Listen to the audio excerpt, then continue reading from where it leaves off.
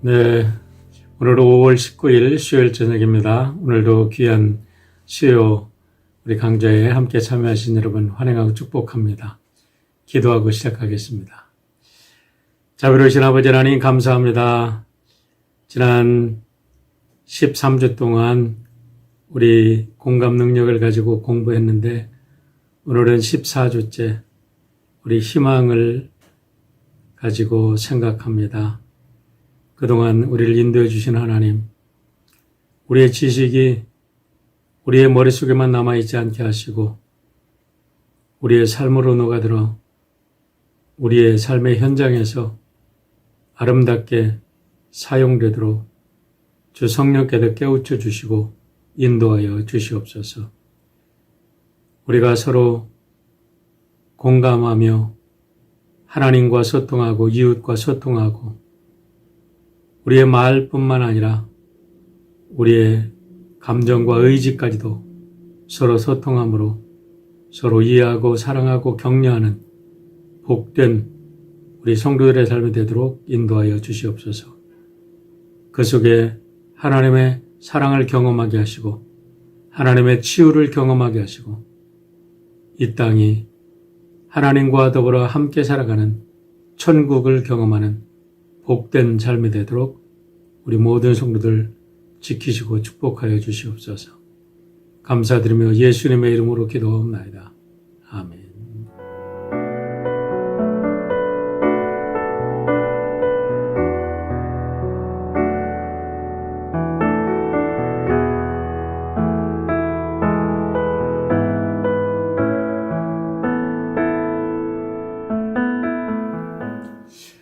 네, 오늘은 공감능력 14강 희망을 함께 토의하려고 합니다.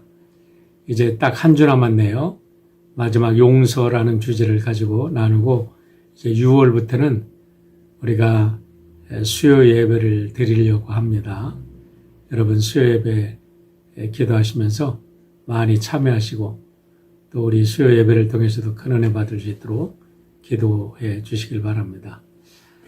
오늘 희망에 대한 주제는 다음과 같은 우리 신라 노만 커즌, 미국의 정치 기자고 작가고 교수였던 사람이라 그래요.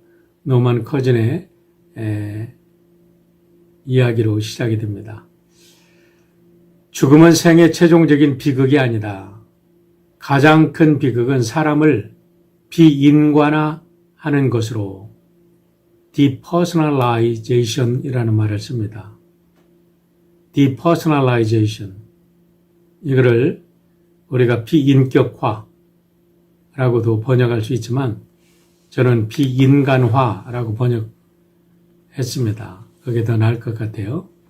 비인간화하는 것으로 사랑하는 사람들의 손길을 통해 다가오는 영적인 영양 공급을 받지 못한 채 또 삶의 가치를 부여하는 것들을 경험하고자 하는 열망과 희망에서 멀어진 채로 모든 것이 단절진 채로 이 말이죠.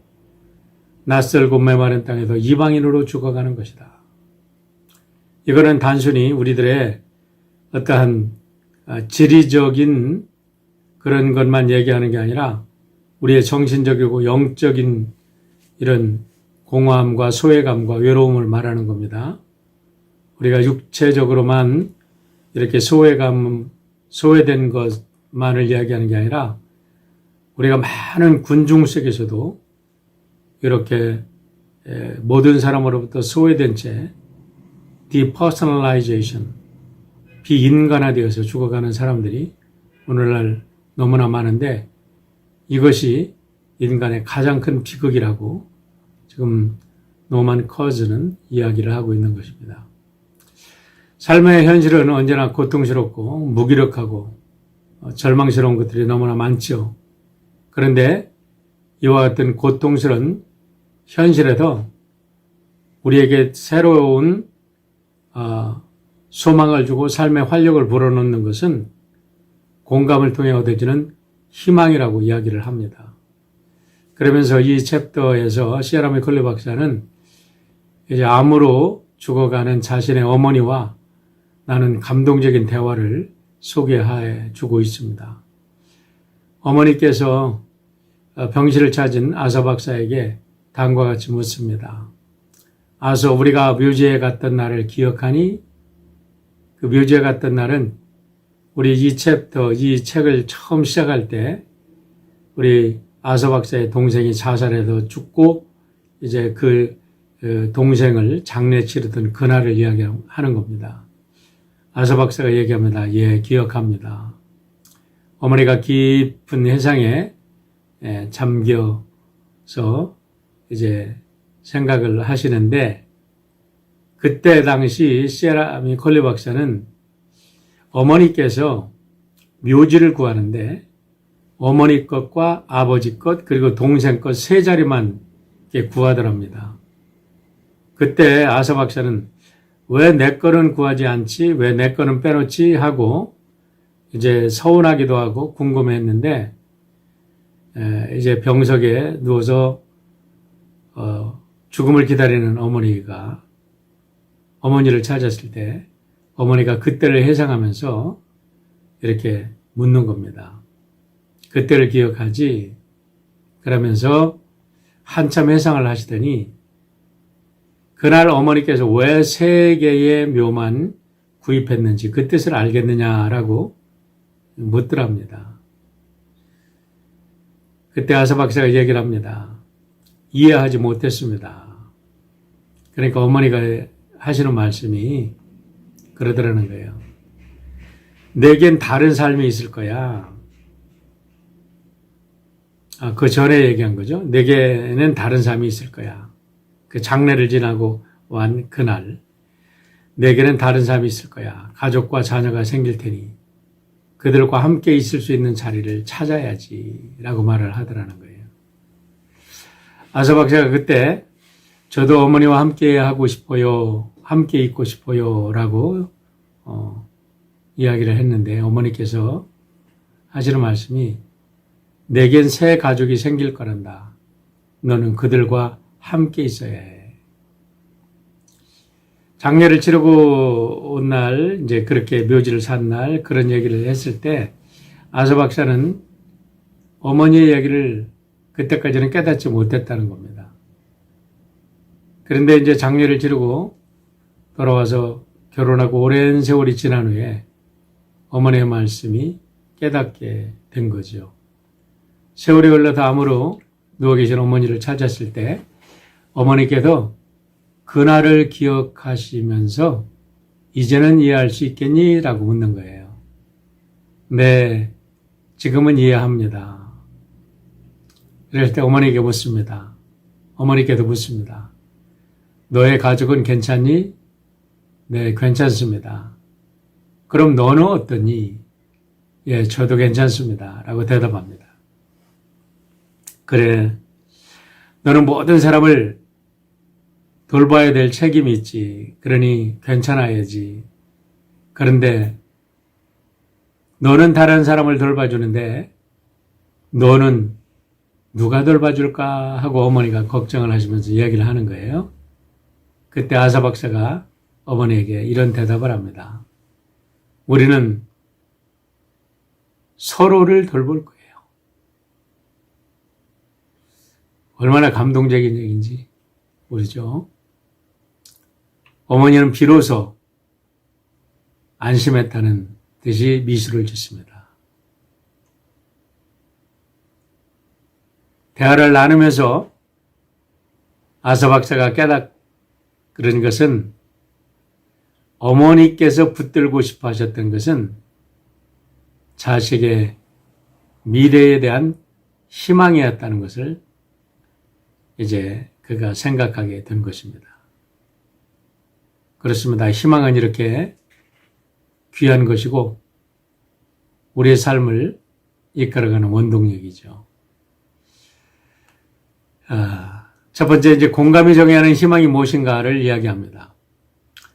공감에 의해 고무되는 희망은 언제나 현실적이다. 여기서 고무된다는 말을 inspired라고 말을 합니다. inspired. 우리들의 스피릿을 이렇게 막 부스트업 시키는 것. 우리를 격려하고 위로하는 것. 우리의 마음속에 익시작이랑 하는 힘을 주는 것. 이런 거죠. 공감에 의해서 고무되는 희망은 언제나 현실적이다라는 겁니다. 이는 뭐든지 잘 될 것이라고 하는 막연한 기대가 아니라 어떠한 절망 속에서도 길을 찾을 수 있다. 답은 있다. 라고 믿는 확신이 희망이라는 겁니다.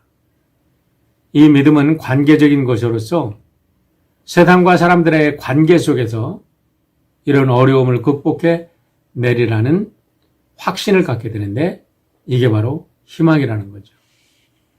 공감이 정의하는 희망은 아무리 넘어져도 다시 일어나는 탄력과 끈기라는 태도, I can do it. 이게 태도입니다. 나는 무엇이든지 할 수 있습니다. 라는 태도. 그리고 행동들, 구체적인 행동들입니다. I will do it. 내가 그걸 반드시 해내고 말겠습니다. 하고 말하는 이 구체적인 행동들을 통해서 우리의 희망이 드러난다는 거예요. 희망이라는 게 막연히 우리가 감나무 밑에서 감 떨어질 것을 기다리는 게 희망이 아니라는 겁니다. 어떠한 어려움이 닥칠 때라도 I can do it 하고 그것과 맞부딪혀서 극복해내는 것이고 그것을 극복해내는 구체적인 행동들이 바로 희망이라는 거죠. 희망은 생각만이 아니라 우리의 감정과 의지를 통해서 행동을 통해서 삶을 통해서 구체적으로 열매로 나타나야 된다는 겁니다. 진정한 희망은 목적의식과 뚜렷한 방향성을 가지고 미래를 향하여 계속 나아가는 것이다. 희망은 갖은 노력과 근면, 성실, 인내, 집중력을 통해서 만들어지는 것이다. 희망은 주어지는 게 아니라 노력을 통해서 획득하는 것이다. 이 말이 중요합니다. 여러분의 희망은 주어지는 게 아니라 획득하는 것이라는 거예요. 여기서 아서 박사는 자신이 대학을 지나갈 때의 기억을 이제 다시 한번 상기합니다. 우리 처음에 우리 책에서 나눴듯이 아서 박사가 대학 가려고 할 때 고등학교 선생님이 얘기를 했잖아요. 너는 안 돼. 너는 군대 나가. 너는 공부할 그런 능력이 안 되는 사람이야. 그렇게 얘기를 해서 절망을 줬는데 그 후에 아버지가 선생님과 대화를 하는 속에서 이제 대화를 나눈 다음에 아서 박사에게 너는 할 수 있어. 너는 훌륭한 아이야. 라고 희망을 줬지요. 이렇게 공감이라는 것은 상대방을 이해해주고 상대방에게 희망을 불어 넣어주는 것이 공감이라는 겁니다. 극작가 톰 스토파너는 이렇게 얘기를 했다 그래요. 모든 출구는 어딘가로 향하는 입구이기도 하다. 출구는 또 하나의 입구라는 거지요. 맞습니다. 문이 닫혀 있거든 열려있는 창문을 찾아보라고 이야기합니다. 오스카 와일드는 이런 말을 했다 그래요. 넘어지면 그때마다 바닥에 있는 무언가를 주워봐라. 그래요. 넘어졌을 때도 실망하지 말고 그곳에 무엇이 있는가 찾아보라는 거죠. 그러면서 아서 박사는 대학 준비기관인 브리튼 아카데미에서 교장 골드 스미스 선생님과 인터뷰했던 기억을 소개합니다. 처음에 이 학교를 지원했을 때 인터뷰를 포기했던 것 같습니다. 그런데도 선생님이 부르고 아버지의 주선으로 선생님이 불러서 이제 이야기를 합니다. 왜 인터뷰를 포기했나? 그러니까 제 담임 선생님께서 나를 이제 지도해 준 선생님께서 학업은 포기하고 군대 가라고 해서요. 그러니까 교장 선생님이 묻습니다. 그러면 여기서는 잘 할 수 있을 것이라고 생각하나? 그것은 제 생각이 아니라 아버지 생각이고요. 저는 아직도 확신이 없어요. 라고 대답합니다. 아주 솔직한 대답을 합니다. 그때 스미스 교장 선생님이 묻습니다. 무엇을 좋아하지? 풋볼은 좋아하지만 독서를 좋아하지는 않아요. 독서를 전혀 하지 않는다는 말인가? 그러니까 독서를 전혀 하지 않습니다. 그런데 스미스 선생님이 실망하지 않고 또 묻습니다. 그러면 신문에 스포츠면은 읽고 있는가? 예, 그것은 매일 읽습니다. 그러니까 그때의 스미스 선생님께서 내셔널 풋볼 리그에 있는 선수들과 그들의 게임에 대한 자세한 소식을 물어봅니다. 그때의 아서는 아주 줄줄줄 선수들의 그와 어떤 그들이 이룬 일이나 언제 어떤 게임이 어떻게 되고 있나 이런 것을 줄줄줄 이야기를 합니다. 그러면서 이 대화를 통해서 아사가 새로운 희망이 생긴 거죠. 이렇게 대답을 합니다.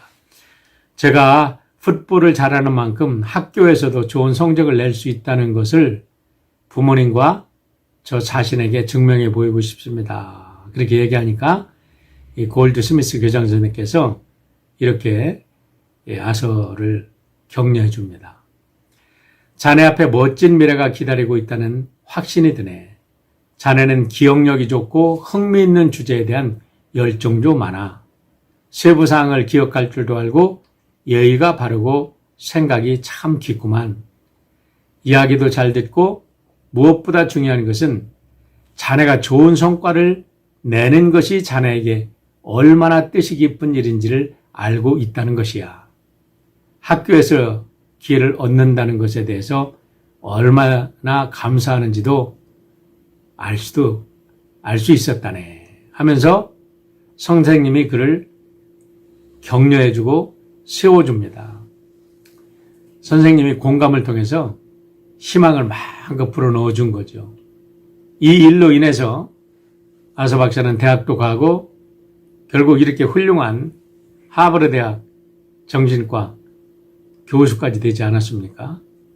참 이런 공감을 통해서 우리가 다른 사람들은 다 안 된다고 하는 사람들을 격려해주고 희망을 불어넣어주고 그들에게 새로운 소망을 넣어주는 것은 참 얼마나 멋진 일인지 모르겠습니다. 우리 모두가 그랬으면 좋겠어요. 두 번째, 공감은 어떻게 희망으로 이어지는가 이야기를 합니다. 희망은 우리의 마음과 몸과 영혼에 깊고도 영속적인 영향을 미칩니다. 라고 말합니다. 최근 연구 결과를 이야기를 하는데요. 희망은 역경을 극복하는 데 필요한 에너지를 만들어낸다. 희망은 다양한 선택과 경로를 제시하므로 우리의 창의성을 향상시킨다. 희망은 트라우마, 깊은 상처죠. 트라우마와 슬픔을 잘 다룰 수 있도록 돕는다. 희망은 우울증을 방지한다. 사실 희망이 충만한 사람은 우울증 없어요. 왜 우울증이 생깁니까? 절망하니까 우울증이 생기죠. 희망은 삶의 많은 과제들을 잘 처리하도록 돕는다. 다시 말하면 넘어져도 또 일어나는 거죠.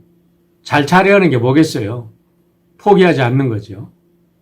희망은 우리의 면역 체계를 활성화시킨다.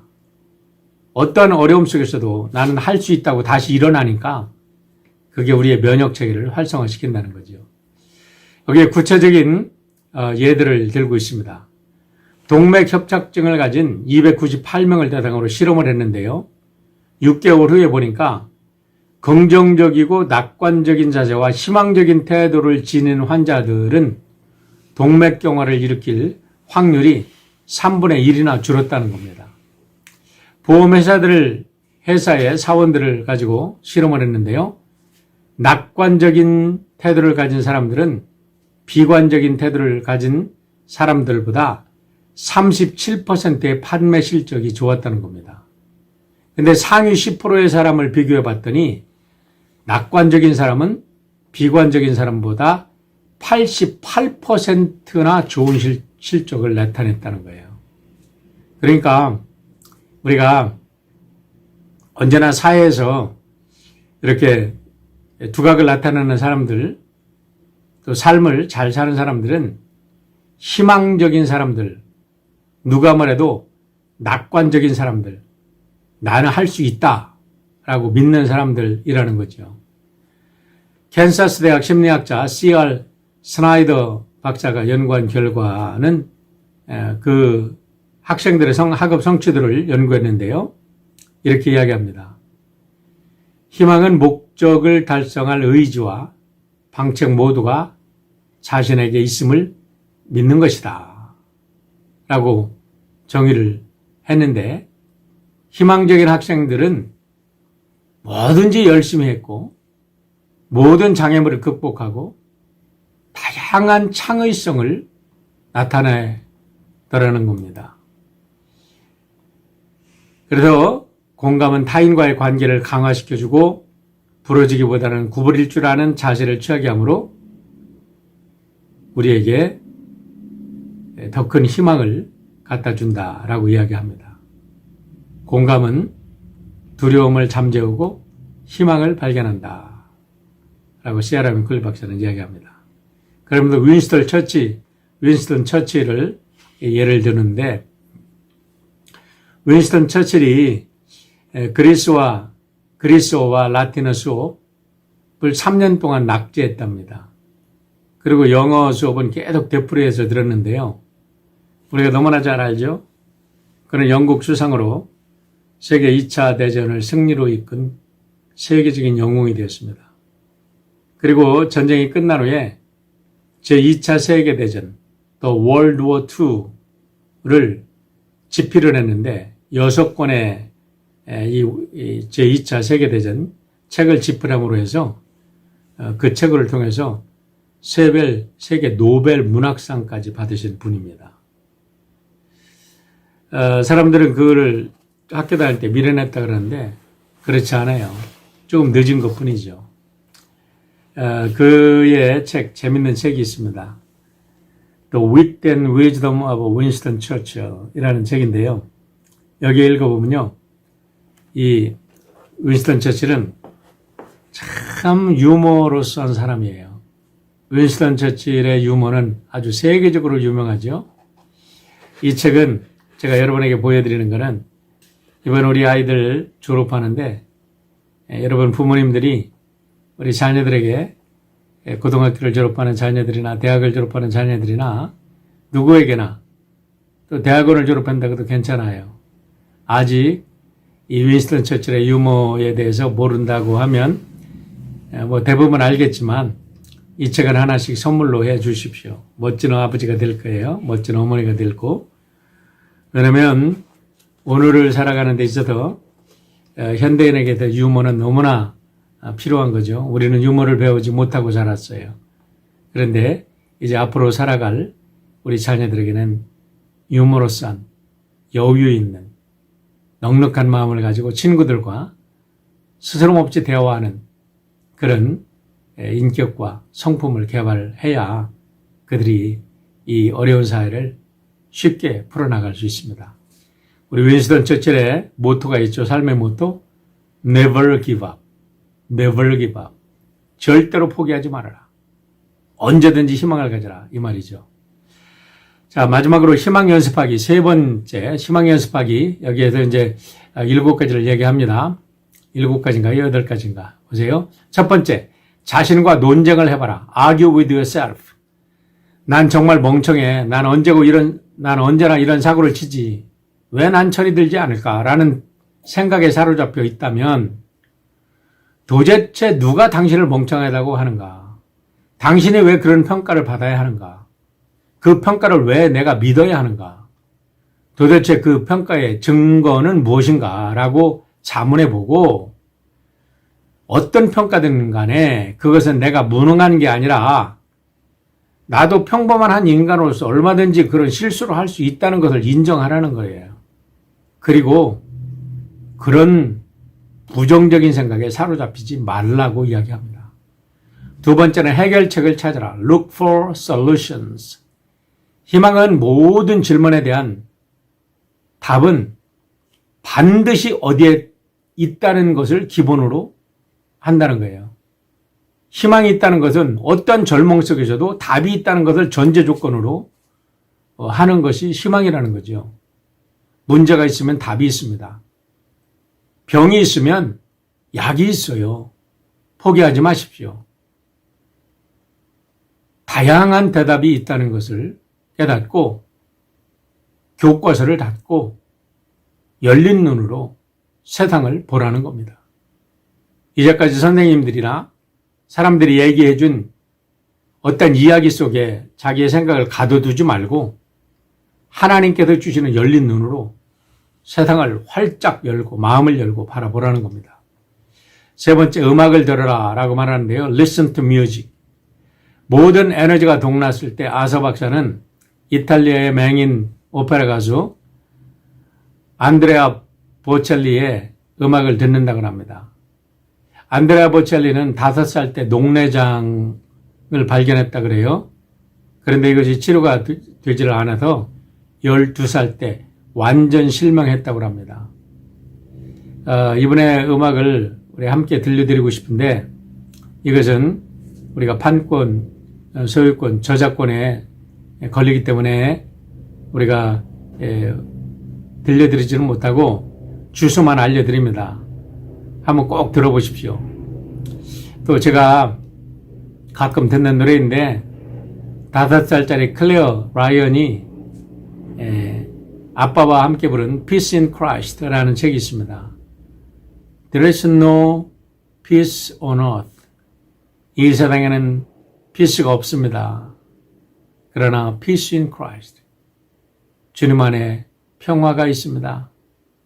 어떤 희망이 사라졌을 때도 주님은 언제나 우리들에게 희망을 주시고 우리를 붙들어 주시고 우리에게 평화를 주신다는 참 이 어린아이가 부르는 노래는 마치 천사가 부르는 노래 같대요. 한번 꼭 들어보시길 바랍니다. 주소를 보시고 여러분 한번 찾아서 오늘 꼭 들어보시길 바랍니다. 낸시 버크는 이야기합니다. 모든 사람에겐 각각 자신을 위한 노래가 존재한다. 그 노래의 선율과 마법은 신부롭게 섞여 우리의 가슴을 꽁꽁 에워싸고 다른 세상으로 우리를 데려다준다. 그렇죠?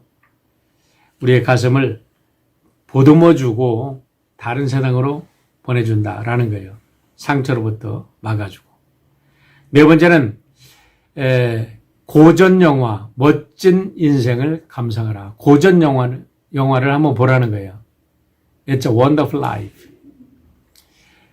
이 아서 박사가 상담을 할 때 고등학교 선생님이었던 44살의 여성과 상담을 했답니다. 이 여성은 남편을 잃고 너무나 우울증이 심해서 몇 번 자살을 시도를 했는데요. 크리스마스가 가까워질 때 아서 박사에게 이렇게 질문을 하더랍니다. 삶의 의미를 어떻게 찾는가요? 나는 한 번도 다른 이들에게 오래 남는 영향을 준 것 같지 않습니다. 라고 고백을 하더라는 거예요. 그때 아서 박사가 그녀에게 추천한 영화가 있습니다. 그 영화가 바로 It's a Wonderful Life 라는 영화인데 저도 한번 보고 싶어요. 그런데 그 영화가 뭐냐면 날개를 얻으려 했던 천사 클래런스가 조지 베일에게 뭐라고 했는지 한번 들어봐라 라는 건데요. 자살을 고민 중에 있는 조지 베일에게 수호천사 클래런스가 지상으로 보내졌습니다. 그런데 조지 베일이 뭐라고 얘기하냐면 나는 태어나지 않았으면 좋았을 뻔했다라고 이제 자기 자신에 대해서 실망해서 얘기할 때 이 천사가 조지가 없는 세상이 어떤 세상일까를 보여주는 거예요. 그러고 나서 자네는 정말 멋진 인생을 살아왔다네. 그런 인생을 모두 내팽개치는 것이 얼마나 큰 실수였는지 모르겠는가? 라고 질문을 했을 때 조지 베일이 정말 자기가 이렇게 가치 있는 삶을 살았는가 하면서 새롭게 인생의 의미를 찾아가는 거지요. 그런 영화인데 아서 박사가 이 영화를 좀 보라고 이야기를 했는데 이 부인이 아마 본 것 같아요. 크리스마스 날 아서 박사에게 이 멋진 인생에 대한 DVD가 선물로 왔고 이런 글이 쓰여 있더라 합니다. 당신은 나의 클래런스입니다. 메리 크리스마스. 제노로부터. 그렇죠? 여러분 우리 자신의 삶에, 나 자신의 삶에 의미가 없다고 생각할지 모르지만 내가 있음으로 해서 그 누군가 큰 힘을 받고 누군가 살아갈 의미를 찾게 됩니다. 5번째, 항상이라는 단어를 제거하라. avoid, 피하라 라는 말로도 번역될 수 있는데요. 나는 언제나 이래 라며 부정적인 의미에서의 항상이라는 말을 자신의 말에서 없애버리라는 겁니다. 부정적인 의미로 사용될 때 항상은 과거도 현재도 미래도 없이 시간을 완전히 관 속에 가둬두는 거라고 이야기를 합니다. 그러니까 항상이라는 말을 쓰지 말고 대신에 always 라는 말보다는 or 혹은 또는 이따금씩 every once in a while 때때로는 sometimes now and then 이런 말로 바꿔보라는 거예요. 예를 들면 나는 때때로 삼진아웃을 당하기도 하지만 홈런을 칠 때도 있어. 이렇게 바꿔보라는 겁니다. 6번째는 기억을 사용해라는 겁니다. Use your memory. 기억력은 희망과 절망 모두를 끌어내는데요. 이왕이면 유쾌하고 즐거웠던 기억들을 끌어올리라는 거예요. 그러면 우리가 희망이 찾아온다는 겁니다. 이 희망은 수시로 찾아오는데 우리가 잠깐 멈추어 서서 이런 좋은 기억들을 끌어내지 않으면 그냥 사라져버리고 만다는 겁니다. 여러분, 추억을 할 때 슬픈 추억보다 즐거운 추억들을 마음에 의도적으로 찾아보시길 바랍니다. 무의식 속에서도 즐거운 추억들이 우리의 뇌를 장악할 때 우리는 꿈속에서도 즐거운 꿈을 꾸게 될 줄 믿습니다. 7번째입니다. 마지막입니다. 기꺼이 변화하라.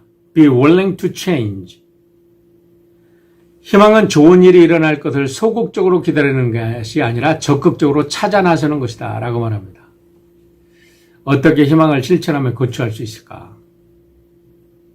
변화를 향한 강력한 의지는 희망이 자라는 비옥한 토양이라고 말합니다. 그러니까 융통성 없이 고집부리지 말고 어떤 상황에서든지 유연한 태도를 가지고 양보도 하고 때로는 항복도 하고 때로는 뒤처지기도 하고 그러나 언제나 새로운 희망을 포기하지 않으면 우리는 언제든지 희망의 날개를 달고 다시 높이 날 수 있다고 이야기를 합니다. 마지막 나가는 문장은 존 밀턴의 말로 끝이 납니다. 마음은 자기 혼자만의 공간이며 자기 안에서 지옥을 천국으로 만들기도 하고 천국을 지옥으로 만들기도 한다. 옳은 말씀입니다. 오늘 여러분의 마음이 희망으로 가득 채워지기를 축원합니다. 오늘 성경 말씀 봅니다. 잠언서 24장 16절입니다. 대저 의인은 7번 넘어질지라도 다시 일어나려니와 악인은 재앙으로 말미암아 엎드러지느니라. 시편 23편 4절입니다. 내가 사망의 음침한 골짜기로 다닐지라도 해를 두려워하지 않을 것은 주께서 나와 함께 하심이라. 주의 지팡이와 막대기가 나를 안위하시나이다. 7,8기라는 말이 잠언서에 있다는 것, 잠언서 읽어가면서 깜짝 놀랐어요. 어렸을 때 7,8기 했는데 그 홍수아니 얘기가 아니라 성경 얘기입니다. 시편 23편 4절 사망의 음침한 골짜기, 죽음의 골짜기를 다녀도 희망이 있어요. 왜요? 주님이 나와 함께 하시니까요. 이걸 가지고 3가지 토의를 한번 해보시길 바랍니다. 여러분의 인생에서 가장 어려웠던 기억은 무엇입니까? 그런데 여러분은 어떻게 그거를 극복했나요? 한번 나눠보시고 그 정체가 무엇이었는지, 그것이 바로 희망이었다는 것을 한번 나눠보시길 바랍니다. 오늘까지 살아있는 당신 자신이 희망의 사람이라는 것을 인정하십니까? 살아있다는 자체가 희망이 있기 때문에 살아있는 거예요. 그 증거 세 가지를 한번 대보시길 바랍니다. 우리가 희망적인 사람이 되기 위해서 나는 왜 희망적인 사람인가 세 가지 증거를 대보라는 겁니다. 세 번째, 여러분이 읽었거나 감상한 소설과 시, 영화, 음악, 그림 중에서 가장 기억 남는 것이 뭔지 한번 나눠보시길 바랍니다. 먹고 살기도 바쁜데 무슨 소설이, 무슨 시, 무슨 영화, 음악이야. 여러분 그렇게 생각하지 마세요. 이제는 우리 미국에 살면서까지도 그런 차원으로 생각하면 우리는 여전히 후진적인 저급한 인생에서 벗어날 수가 없습니다. 시도 읽고요. 좀 소설도 읽고 영화도 보시고 멋진 음악도 들으셔야 됩니다. 그중에 가장 기억에 남는 건 뭘까요? 저는 아마데우스 또 뭐죠? 갑자기 생각이 안 나네. 말씀을 드리려고 좀 전에 생각났던 건데, 예. 벤허, 또 빠삐용, 예, 빠삐용 얘기하려고 그랬던 거예요. 그런 영화들, 참 영원한 마음속에 도전을 주고, 우리를 새롭게 하는 영화죠. 사운드 오브 뮤직. 예. 한번 소설도 이야기해 보시고요. 시도 얘기해 보시고, 또 여러분이 본 그림 중에서 감동적이었던 그림 또 한번 얘기해 보시길 바랍니다. 한번 토론해 보세요. 기도하겠습니다. 아버지 하나님, 우리 예수님께서는 죽음을 생명으로 바꿔놓으셨습니다. 예수 안에 있는 우리 모두는 영원한 희망을 가진 하나님의 백성입니다.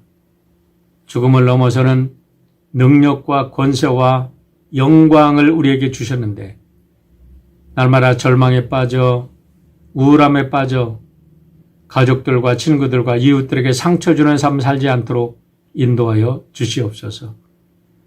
사랑하는 모든 형제자매들 축복하여 주시고 오늘도 질병 속에 있지만 희망으로 모든 암세포를 정복하고 죽음을 정복하고 이르는 주님을 바라보며 승리하는 우리 성도들 되도록 축복하여 주시옵소서. 예수님의 이름으로 기도하옵나이다. 아멘. 여러분 즐거운 토의 시간 되시길 바랍니다.